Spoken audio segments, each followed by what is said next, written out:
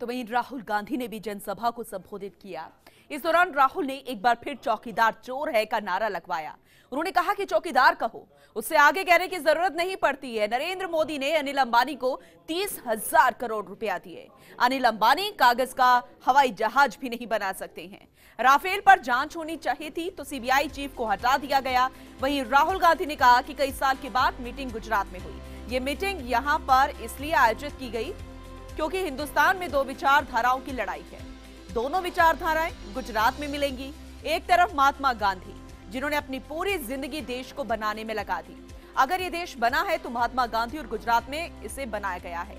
दूसरी तरफ कुछ शक्तियां इस देश को कमजोर करने में लगी है। इतिहास में पहली बार सुप्रीम कोर्ट के 4 जज प्रेस के पास जाते हैं और कहते हैं कि हमें काम नहीं करने दिया जा रहा। फिर वे जज लोया जी का नाम लेते हैं। आज के हिंदुस्तान में जज जनता से न्याय मांगते हैं, जहां पर आप देख लें संस्थाओं पर आक्रमण जारी है और लोगों को बांटा जा रहा है। सच्चे मुद्दे पर बात नहीं की जा रही है। हिंदुस्तान में 45 सालों से ज्यादा बेरोजगारी है। मोदी मेक इन इंडिया की बात करते हैं, लेकिन आज युवा रोजगार ढूंढ रहा है। कांग्रेस ने मसूद अजहर को जेल में डाला था और बीजेपी ने उसे छोड़ दिया। राहुल गांधी ने कहा कि पुलवामा के गुनाहगार मसूद अजहर को बीजेपी की सरकार ने छोड़ा और पाकिस्तान भेजा। अजीत डोभाल मसूद अजहर को कंधार छोड़कर आए थे। उन्होंने कहा कि 2019 में हमारी सरकार बनेगी और हम पूरे देश में न्यूनतम आय लागू करेंगे। वहीं अशोक गहलोत ने भी सभा को संबोधित किया और मोदी सरकार पर जमकर तंज कसे।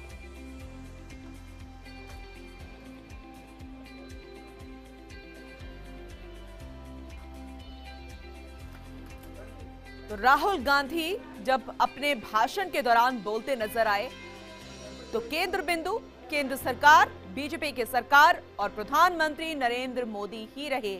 और इस बीच प्रदेश के मुखिया अशोक गहलोत ने भी अपना संबोधन दिया। उन्होंने भी मोदी पर तमाम कटाक्ष किए, लेकिन ये चंद तस्वीरें आपको आज दिखा रहे हैं जो बेहद खास रही। और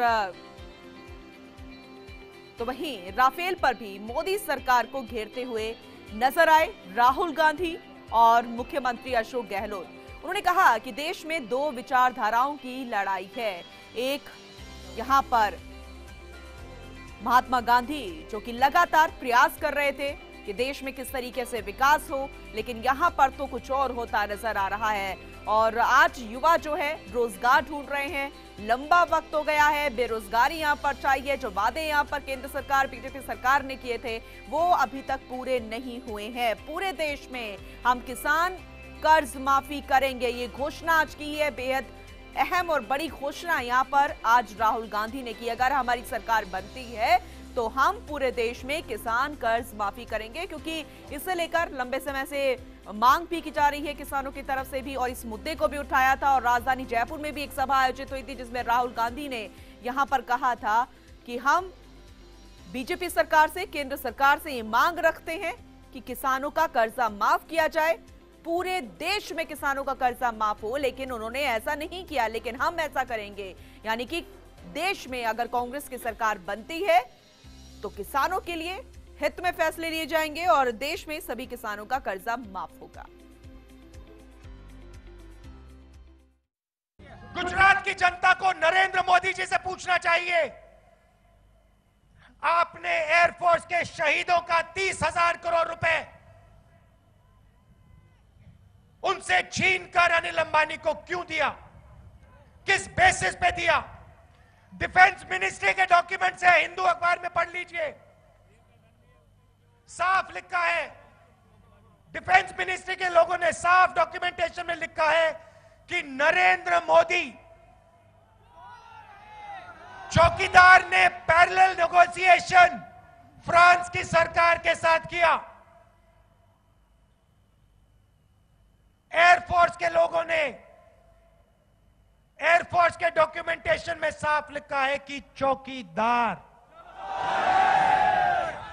काला धन मिलता आया नहीं, नौकरियां दी नहीं, महंगाई की बात करते थे, आलोचना करते थे। इनके राज में पेट्रोल डीजल के भाव एक से हो, महंगाई बढ़ती गई, कोई कहने वाला नहीं था।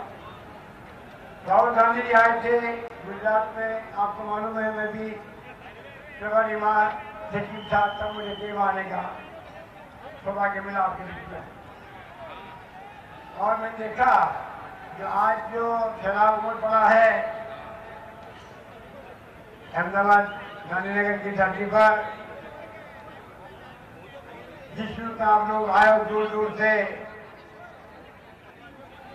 जन समुद्र की तरह यहाँ बैठे हुए हो, इस बात का प्रतीक है कि देश बदलाव चाहता है।